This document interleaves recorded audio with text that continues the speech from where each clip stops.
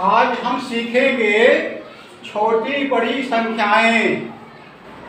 छोटी बड़ी संख्याएं, ठीक है। देखिए यहाँ पर हमने ये तीन तरह का चिन्ह बनाया है। एक चिन्ह ये है, एक चिन्ह है और एक चिन्ह ये है। तो इन चिन्हों के माध्यम से आज हम ये समझेंगे, सीखेंगे कि कौन सी संख्या छोटी होती है, कौन सी संख्या बड़ी होती है और कौन सी संख्या बराबर होती है, ठीक है। तो देखिए ये जो चिन्ह है ये बड़ी संख्या का चिन्ह है।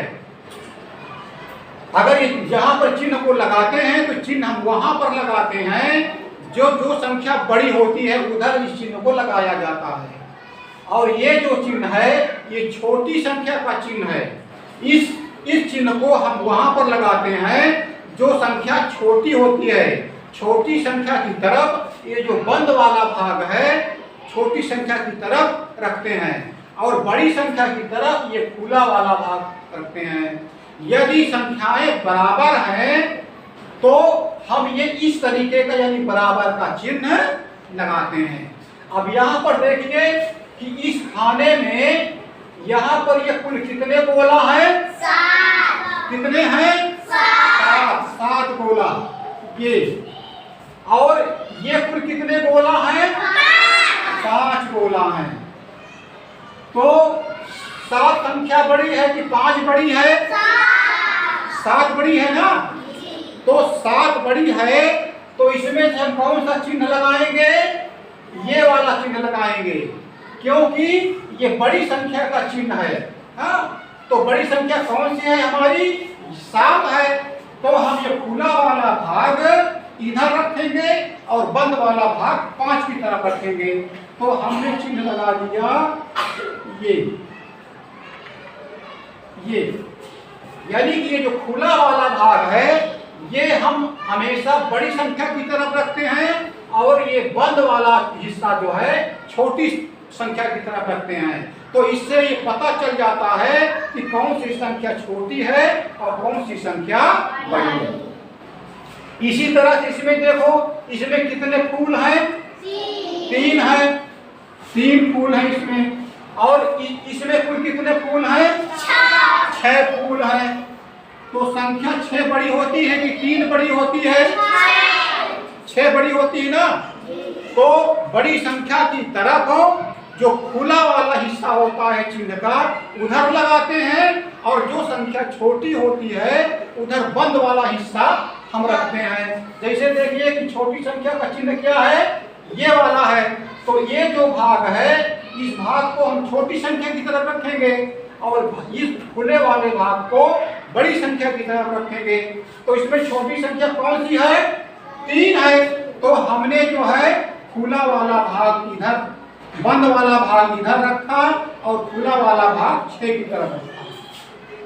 तो ये चिन्ह हमारा बताता है कि संख्या 6 बड़ी है और 3 छोटी है। ये चिन्ह बताता है कि 7 संख्या बड़ी है और 5 छोटी है। इसी तरह से देखिए इस खाने में देखो ये कुल कितने त्रिभुज हैं? 6 त्रिभुज हैं। ये हमने 6 लिख दिया। और ये कुल कितने त्रिभुज हैं? 4 त्रिभुज हैं। तो इसमें हम किस तरह का चिन्ह लगाएंगे?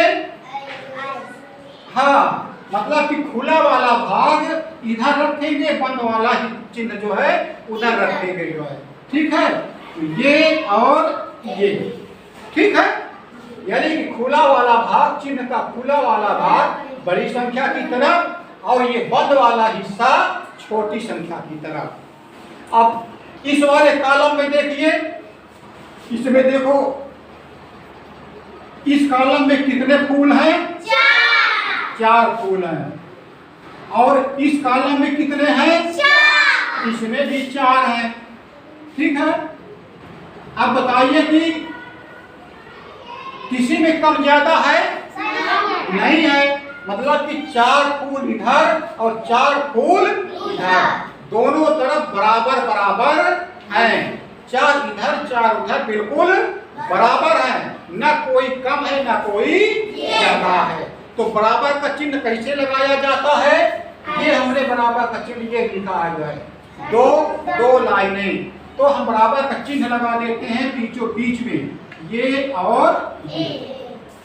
तो ये चिन्ह हमारा बता रहा है कि ये भाग और ये भाग दोनों बिल्कुल बराबर है, ना कोई कम है ना कोई ज्यादा। ठीक है, ये तो रहा जो छोटी बड़ी संख्याएं। अब संख्याओं में जो है कुछ संख्याएं बढ़ते क्रम में होती हैं और कुछ संख्याएं घटते क्रम में लिखी जाती हैं। तो जिन संख्याओं को बढ़ते क्रम में लिखा जाता है उन्हें हम क्या कहते हैं? आरोही क्रम।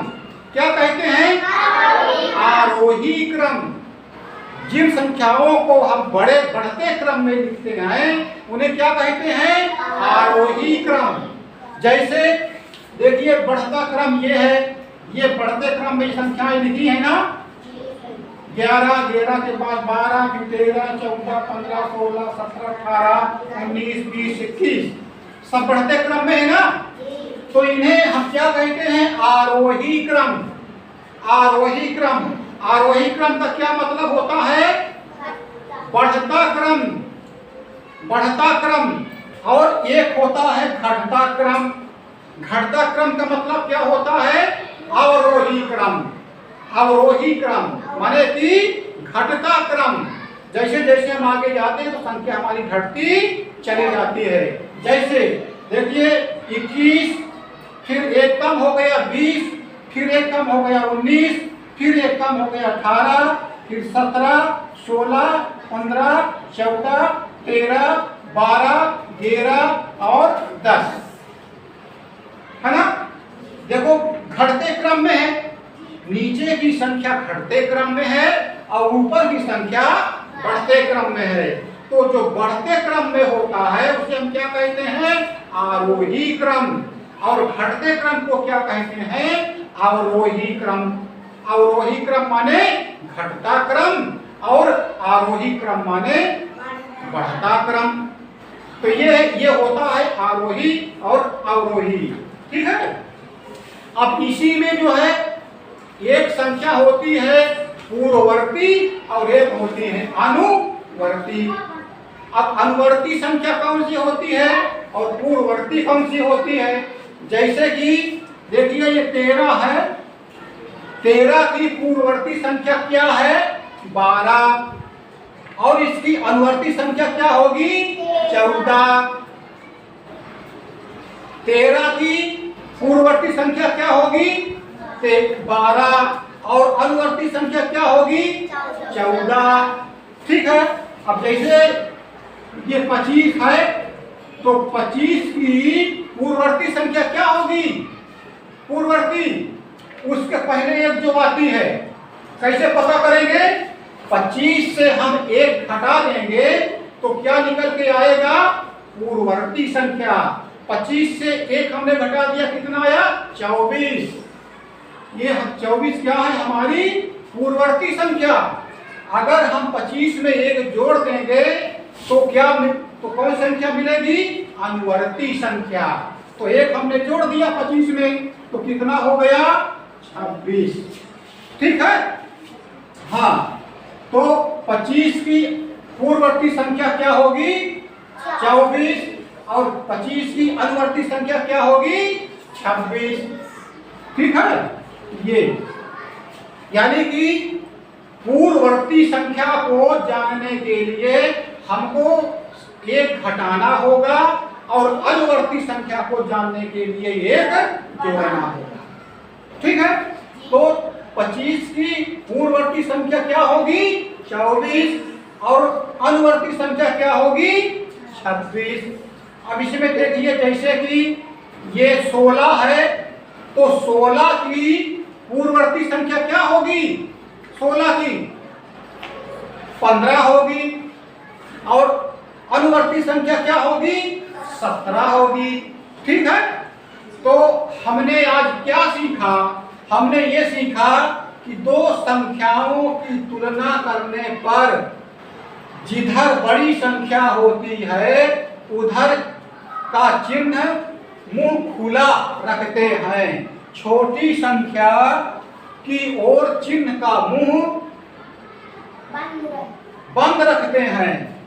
दो बराबर संख्याओं के बीच बराबर का निशान लगाते हैं।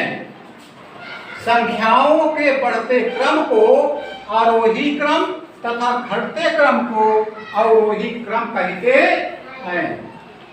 तो आज हमने क्या सीखा, एक बार फिर से देख लेते हैं। आज हमने क्या सीखा कि दो संख्याओं की तुलना करने पर जिधर बड़ी संख्या होती है उधर चिन्ह का मुंह खुला रखते हैं और छोटी संख्या की ओर चिन्ह का मुंह बंद रखते हैं। फिर दो बराबर संख्याओं के बीच बराबर का निशान लगाते हैं। फिर हमने सीखा संख्याओं के बढ़ते क्रम को आरोही क्रम तथा घटते क्रम को अवरोही क्रम में लिखा जाता है। साथ ही साथ हमने ये भी सीखा कि पूर्ववर्ती संख्या क्या होती है और अनुवर्ती संख्या क्या होती है। तो पूर्ववर्ती संख्या वो होती है कि एक जब हम घटा देते हैं तो पूर्ववर्ती संख्या मिलती है और एक जोड़ देते हैं तो हमें अनुवर्ती संख्या मिलती है।